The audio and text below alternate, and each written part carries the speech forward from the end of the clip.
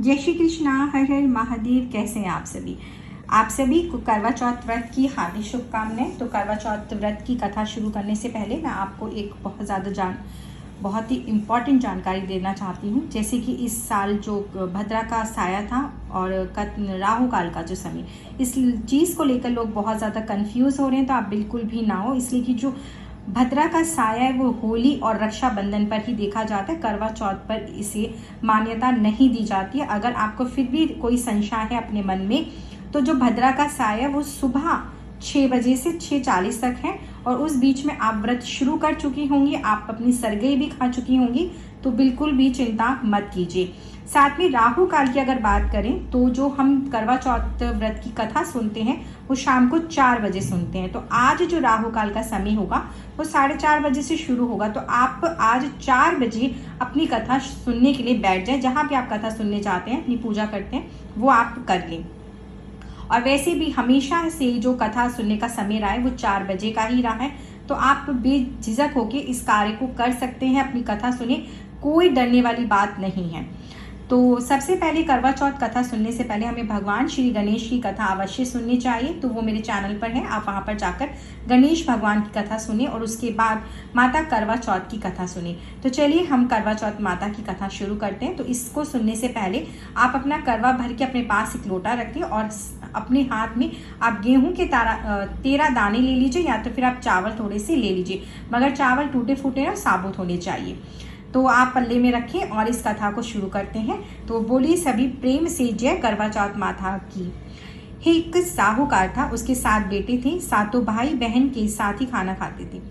एक दिन कार्तिक लगते ही करवा चौथ का व्रत आया। तब सारे भाई बोले कि बहन आओ खाना खाएं। तब बहन बोली कि भाई आज करवा चौथ का व्रत है, चांद उगने के बाद खाऊंगी। भाई ने सोचा कि बहन भूखी रहेगी, तो एक भाई ने दिया लिया और एक भाई ने छलनी लेकर दीवार के ओट होकर दीवा चास दिया। छलनी से ढक दी और आकर कहा कि बहन तेरा चांद उग गया है, देख ले, अर्घ दे ले। बहन अपनी भाभीियों से बोली कि आओ भाभी अर्घ दे लें। सारी भाभियां बोली बाई जी तुम्हारा चांद उगा है, हमारा चांद तो अभी नहीं उगा है। तब उसने अकेले ही अर्घ दे दिया और भाइयों के साथ जीमने बैठ गई।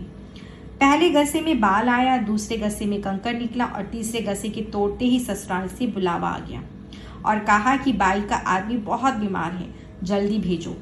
जब माँ ने बहन के पहनने के लिए 3 बार बक्चा खोला तो तीनों बार धौले कपड़े निकले। तब बाई को धौला कपड़ा पहनाकर ससुराल भेज दिया और सोने का टका पल्ले में बांध दिया और बोली माँ बेटी से कि रास्ते में कोई भी मिले उसके पैर छूती जाइए और जो सुहाग का आशीष दे उसे सोने का टका देकर पल्ले की गांठ में 7 गांठें बांध लियो। बोलिए आप सभी प्रेम से करवा चौथ माता की जय। बेटी से यह कहकर उसे विदा कर दिया। उसने रास्ते में जो मिले उससे पैर छुए, सबसे यही आशीर्वाद दी कि सीली हो, सबीरी हो, बहुत बहुत भैया की बहन हो, अपने भाइयों का सुख देखे। और उससे किसी ने भी सुहाग का आशीष नहीं दिया। ससुराल में पहुंची पर छोटी ननद खड़ी थी। वे उसके पैरों लगी तो वे कहने लगी कि सीली हो, सपूती हो, 7 पुत्रों की माँ हो, मेरे भैया का सुख देखें। ये सुनकर उसने तभी 7 गांठ बांध ली और सोने का टका ननद को दे दिया। अंदर गई तो सास ने पीड़ा नहीं बिछाया और बोली ऊपर मरा पड़ा है, वहां जाकर बैठ जा। जब वह वहां गई तो उसने देखा कि उसका पति धनी मरा पड़ा है। वह वहीं बैठ गई और उसे सेवन लगी। उसकी सास सारी बची कुची रोटी उसको देकर कहती बहू बड़ी को रोटी दे आ। ऐसे होते होते मकसर की चौथ आई। चौथ माता बोली करवा ले भैया की प्यारी, करवा ले, दिन में चांद उगानी करवा ले, घड़ी भूंकनी करवा ले। तब वे चौथ माता को देखकर बोली कि माता तुमने उजाड़ी है, तुम ही सुधारोगी, मुझे सुहाग देना पड़ेगा। चौथ माता ने कहा पौ की चौथ आएगी जो मेरे से बड़ी है, वो तुझे सुहाग देगी। इसी तरह पौ की चौथ माता आकर चली गई। माघ की, फागुन की, श्रावण की, भादों की सारी चौथ यही जवाब देती गई। अगली चौथ आएगी उससे कहियो वे तुम्हें सुहाग देगी। असोज की चौथ आई। उस चौथ ने कहा कि तेरे पे कार्तिक की चौथ नाराज है, उसी ने तेरा सुहाग लिया है और वही तुझे सुहाग देगी। उसका पैर पकड़कर बैठ जाइयो। ये कहकर वह चौथ माता चली गई। पीछे कार्तिकी चौथ माता आई, गुस्से में बोली, भैया की प्यारी करवा ली, दिन में चांद उगानी करवा ली, घड़ी भूखनी करवा ली, व्रत भंडनी करवा ली। तब साहूकार की बेटी पैर पकड़कर बैठ गई और रोने लगी, हाथ जोड़कर बोली, हे चौथ माता, मेरा सुहाग तेरे हाथ में है, तुम्हें देना पड़ेगा। बोली, करवा चौथ माता की जय। चौथ माता बोली कि छोड़ पापनी हत्यारनी, मेरा पग क्यों पकड़ बैठी है। वह बोली कि माता मेरे से बिगड़ी हो, अब तुम्हें ही मेरा सुहाग देना पड़ेगा।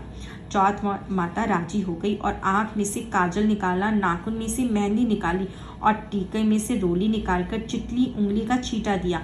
देते ही उसका पति उठकर बैठ गया और बोला कि बहुत सोया। तब वह बोली कि तुम क्या सोई, मुझे तो 12 महीने हो गए तब चौथ माता ने सुहाग दिया है। तो वह बोला कि चौथ माता का उच्चमन करते हैं।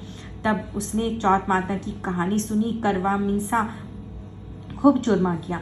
दोनों पति पत्नी जमकर चौपड़ पासा खेलने लगे। नीचे से उसकी सास ने रोटी भेजी तो सास देखकर खुश हो गई और बोली, क्या बात हुई। वे बोली कि मेरे पे तो चौथ माता आई है। ये कहकर सास के पैर लगली और साई नंगली में ढिंडोरा पिटवा दिया कि पुरुष की लुगाई, बेटे की माँ, सब कोई चौथ का व्रत करो। 13 चौथ करो, नहीं तो 4 करो, नहीं तो 2 चौथ तो सभी करो। हे चौथ माता, जैसे साहूकार की बेटी को सुहाग दिया वैसे सबको दियो, हमें भी दियो। कहते सुनते उकारा भरते सारे परिवार को सुहाग दियो। बोलो करवा चौथ माता की जय।